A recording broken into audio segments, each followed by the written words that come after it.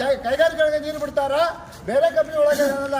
ಇವತ್ತು ದಿವಸ ದನಕರುಗಳು ಕಟ್ಕೊಂಡು ನಾವು ಹೊಲ್ದಾಗದೀವಿ, ಕುಡಿಯೋಕೆ ನೀರಿಲ್ಲ. ರಾತ್ರಿ ಹೊತ್ತು ಹೋರಾಟಗಾರ ಮನೆಗೆ ಇವಾಗ ಲೈಟ್ ಕಟ್ ಮಾಡ್ತಾರೆ. ಮ್ಯಾಗ ನಮ್ಮ ಭರವಸೆ ಕಳ್ಕೊಂಡ್ಬಿಟ್ಟಿವಿ ಸಂಪೂರ್ಣವಾಗಿ.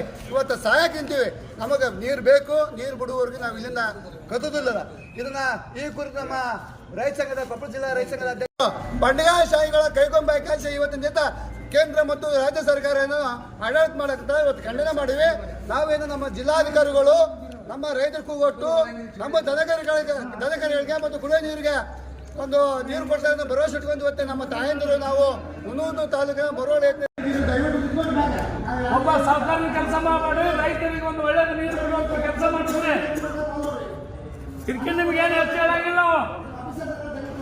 ಎಲ್ಲ ಭ್ರಷ್ಟ ಅಧಿಕಾರಿ ಕೈ ಬಿಟ್ಟು ರೈತರನ್ನ ತಡೆಯಕ್ಕೆ ಬರ್ತೀರಿ. ಚಂದ ಹಣ ಕೊಡ್ರಿ.